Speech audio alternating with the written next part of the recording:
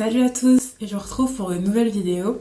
Donc je pense que je vous l'ai pas forcément dit à la première vidéo, mais en fait en ce moment je suis en Erasmus en Allemagne. Donc là j'arrive bientôt à la fin de mon Erasmus, je pars dans 3 jours, ou 2-3 jours.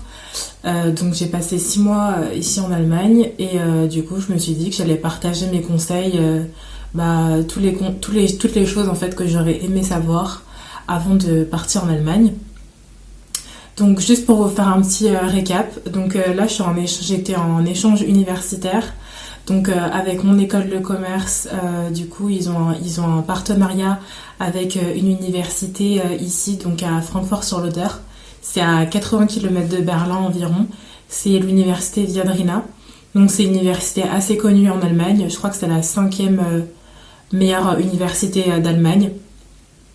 Donc franchement mon Erasmus je l'ai trouvé super top, j'ai beaucoup appris et c'est assez marrant parce que j'avais fait un article de blog en septembre quand je suis arrivée et j'étais vraiment en mode ça se passait pas du tout bien, enfin je me sentais pas du tout à l'aise dans la ville parce que c'est une assez petite ville, enfin petite, au final pas tant que ça, mais enfin moi je viens de la banlieue parisienne donc je pouvais aller, enfin j'habite à peut-être à 20-30 minutes de Paris. Alors que là, j'habite à 1 heure de Berlin, donc 1 heure, voire 1 heure et demie si tu veux aller dans un quartier bien précis. Donc ça m'a fait un peu un choc de me retrouver dans une petite ville. Mais au final, il y a plein de choses ici, hein. Il y a des boîtes de nuit, il y a l'université, il y a des lycées, il y a quand même de quoi faire du shopping. On va commencer tout de suite avec les 10 choses que j'aurais aimé savoir avant d'arriver en Allemagne. Donc, première chose, premier conseil, je vous conseille de parler allemand. Enfin, c'est tout bête. Mais j'ai des amis, enfin, j'ai rencontré des gens ici qui sont arrivés, qui parlaient pas du tout allemand. Parce que, moi, j'ai mes cours en anglais, par exemple. Donc, en soi, j'en ai pas besoin pour suivre les cours. Mais en fait, surtout si vous n'êtes pas à Berlin, si vous n'êtes pas dans les grandes villes. Parce que Berlin, encore, il y a plein de gens qui parlent anglais, les magasins, tout ça et tout. Mais moi, là où je vis, en fait, les gens, enfin, dans les magasins, ils ne parlent pas anglais. Et comment tu fais tes courses quand tu sais même pas ce que t'achètes, en fait? Tu sais même pas ce que t'achètes. Et là, tu regardes les étiquettes, mais il n'y a pas marqué, en fait. Donc, tu galères. Donc, je vous conseille vraiment, genre, de parler allemand un minimum. Genre, ayez niveau A1 ou un truc comme ça, tu vois. Et pensez à prendre des cours aussi ici. Moi, c'est ce que j'ai fait. Moi, j'ai étudié déjà l'allemand depuis la 6e. J'avais quand même perdu un peu de mon niveau, donc je suis arrivée ici avec un niveau A2. Donc c'est déjà, quand t'as déjà fait, ils disent 150 heures d'allemand environ avec un prof. Et donc j'avais un niveau A2, j'ai pris des cours, et là maintenant je repars, j'ai un niveau B2 en allemand en 6 mois. Bon, après c'est aussi parce que j'avais déjà étudié avant, mais je vous conseille vraiment de prendre des cours en fait. Parce que vous pouvez pas découvrir vraiment la culture d'un pays si vous savez pas parler la langue. Juste même des petits trucs genre bonjour, au revoir, il y a plein d'applications. Il y a moi l'application que j'utilise en ce moment parce que je veux étudier le portugais. Vu que je dois faire un stage bientôt dans un pays qui parle portugais. D'ailleurs si vous voulez des infos, si vous dit si vous voulez des conseils pour trouver un stage dans un pays étranger qui parle pas forcément la langue, ce genre de choses, n'hésitez pas à liker la vidéo et me le dire aussi en commentaire parce que pour le coup j'ai plein de conseils là-dessus vu que là je vais partir en stage dans 2 mois. Je pars en stage dans un pays hyper lointain qui parle portugais. Voilà. Et du coup voilà, donc je vous conseille de parler allemand. Voilà, la base. Et après, en vrai, ne vous freinez pas non plus si vous savez pas parler allemand, parce que moi j'ai rencontré des gens, ils se débrouillent, hein, mais enfin, je trouve que c'est quand même un minimum, quoi. Après, deuxième conseil, ayez toujours de l'argent liquide sur vous. En Allemagne, il fonctionne pas. Il y a assez peu de magasins quand même qui font la carte sans contact, qui acceptent la carte sans contact, ou en général, il y a des minimums de paiement 10 euros, 15 euros, et vraiment dans tous les magasins, dans tout type de magasins. Donc franchement toujours ayez de l'argent liquide sur vous, c'est la base parce que ils prennent pas en fait, ils veulent vraiment pas prendre, ils vont dire ouais allez retirer et tout, et si vous avez en général les banques, vous avez une limite de 3 retraits par mois ou 4 retraits par mois à l'étranger. Je sais qu'il y a des niveaux avec votre banque parce que je vous dis en Allemagne du coup il faudra cash, il faut tout le temps du cash, tout le temps du cash. Troisième conseil, essayez vraiment d'apprendre à connaître les gens. Donc parce que je vous dis, les Allemands, tout le monde dit que les Allemands c'est un peu froid, un peu distant, qu'on a du mal à les approcher. Après je trouve que c'est pas si différent que ça des Français, je trouve. Donc ce qu'il faut vraiment faire, c'est aller à la rencontre des gens. N'attendez pas forcément que les gens viennent vous voir. Moi franchement voilà, c'est ça, faut aller à la rencontre des gens. Donc moi ce que j'avais fait, je m'étais inscrite sur l'appli Meetup. Donc je vous la mettrai en barre d'infos. En fait, Meetup, c'est du coup c'est des rencontres en fait avec des gens qui partagent les mêmes centres d'intérêt que vous. Moi, par exemple, j'avais regardé pour le yoga ou pour le pilates, pour les cours, par exemple, comment faire parce que je parlais allemand, mais pas à un niveau suffisant pour pouvoir suivre un cours, par exemple. Donc là, je vais trouver des cours là-dessus. Il y a aussi, vous pouvez trouver... si par exemple vous aimez jouer de la guitare, vous tapez genre guitare sur Meetup, ce qu'il y a autour de vous, vous dites votre ville et du coup il y a plein de rencontres et c'est une application internationale. Donc pour tous les voyages vous pouvez l'utiliser et ça c'est vraiment top pour rencontrer des gens qui sont là depuis longtemps, qui peuvent vous donner un peu des conseils sur qu'est-ce qu'il faut faire vraiment dans la ville où vous allez. Donc voilà, franchement c'est top cette application. Conseil. En Allemagne, faut savoir qu'ils sont à fond sur tout ce qui est recyclage. Donc, pour vous dire, faut vraiment respecter le recyclage ici. Il y a 4 poubelles minimum. Ça dépend de où vous êtes, mais il peut y avoir plus de poubelles même. Et il faut savoir que c'est pas la poubelle, elle est pas en bas de chez vous en fait. Selon les endroits, vous pouvez avoir votre poubelle pour les verres qui est à 100 mètres, votre poubelle pour les cartons qui est à 200 mètres. Enfin, faut vraiment demander et pour le coup, ça vous pouvez pas savoir. Sur internet, c'est hyper mal indiqué, faut demander. Moi personnellement, j'avais de la chance, j'ai une coloc qui est allemande, donc elle savait ce genre de choses et tout, donc elle m'a expliqué. Mais pour le coup, j'aurais pas pu savoir moi-même quoi. Enfin, parce qu'en France, on recycle, mais petit à petit, alors qu'ici, c'est vraiment recyclage à fond. Par exemple, les bouteilles de bière, les bouteilles en verre ou en plastique, vous payez une consigne de 25 centimes pour les bouteilles en plastique et 8 centimes pour les bouteilles de bière. Et du coup, à la caisse, ils vous ajoutent plus 25 centimes. Et ensuite, prochaine fois, quand vous avez vidé votre bouteille, là, vous pouvez la rendre au magasin et ils vous rendent l'argent. Donc ça, c'est aussi des choses à savoir. Jetez pas vos bouteilles parce qu'au final, au fur et à mesure, vous allez perdre beaucoup d'argent en fait.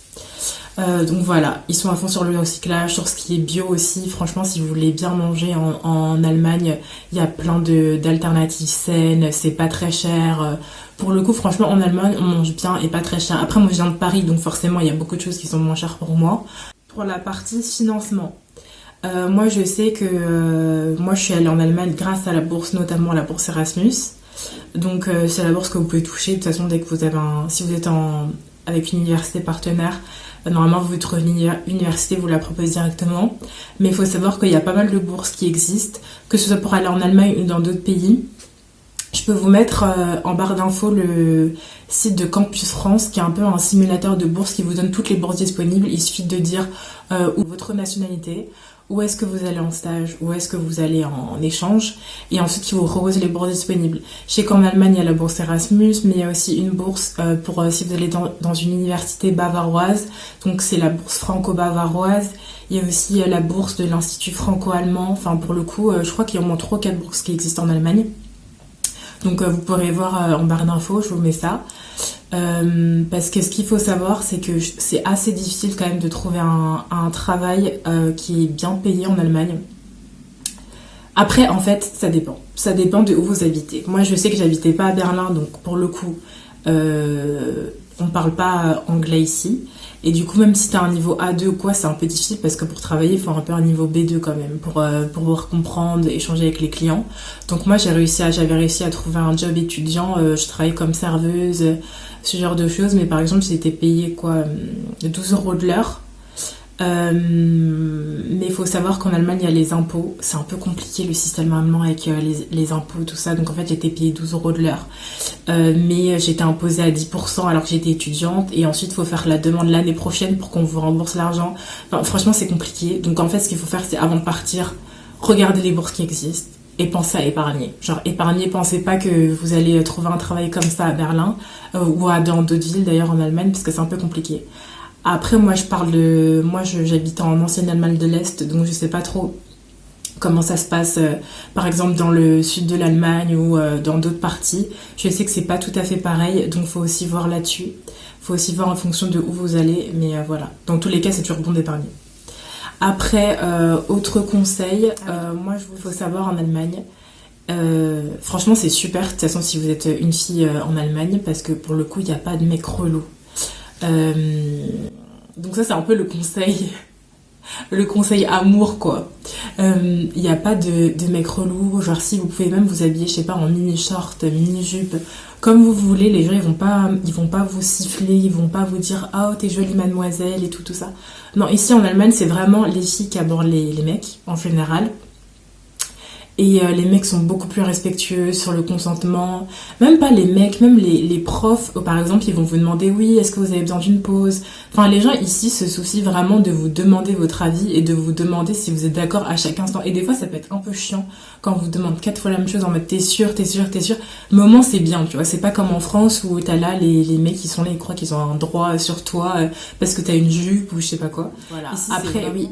Un autre conseil pour tout ce qui est un peu diversité, on va dire.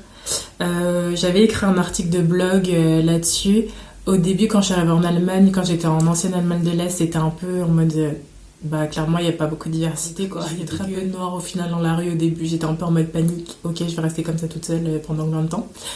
Mais au final, franchement, à Berlin, c'est une ville assez diverse quand même. Moins que Paris, je trouve, au final, en termes de teinte de peau, couleur de peau. C'est un peu moins que Paris, mais les gens ont vraiment un état d'esprit qui est super cool. Donc franchement, c'est cool. Après, ça dépend de où vous habitez. À moi, conseil numéro... Je sais même pas à combien de conseils j'en suis là. Numéro 8, numéro 9. Je ne sais pas, je me noterai. Faut savoir que ici, il faut aimer la bière. Il faut vraiment aimer la bière. Genre les Allemands à la bière, ils sont vraiment... C'est un truc de ouf. Pour vous dire, moi, la ville où j'habite, elle est petite, mais en fait, ils produisent leur propre bière. Et il y a plein de villes en Allemagne comme ça, ils ont leur propre bière. Le rayon bière au supermarché, c'est un truc de ouf. Si vous aimez la bière, franchement, l'Allemagne, c'est le pays pour vous.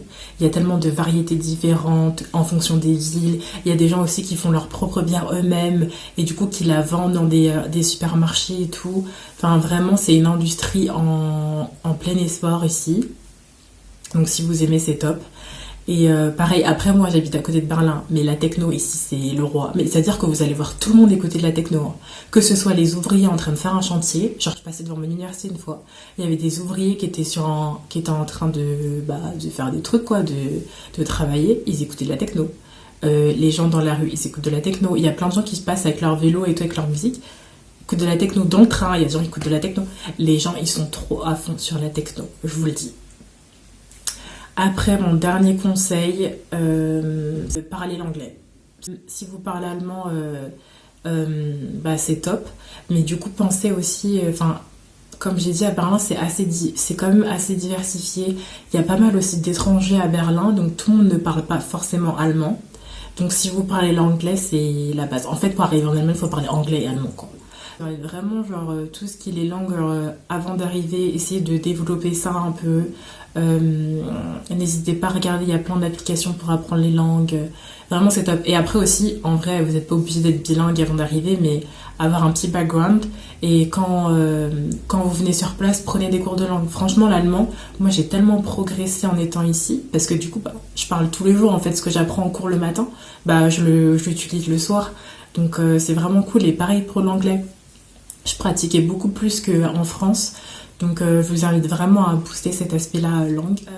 Du coup, c'est fini pour les conseils. N'hésitez pas à me dire si vous voulez plus d'infos sur l'Allemagne, sur, je sais pas, par exemple, mes adresses de resto, ou mes endroits pour sortir, ou sur d'autres choses, ou même mes tips pour trouver un stage, ou commenter, partager, liker la vidéo. Et puis voilà quoi. Bon, je vous souhaite une bonne journée et puis à bientôt sur ma chaîne. Bisous!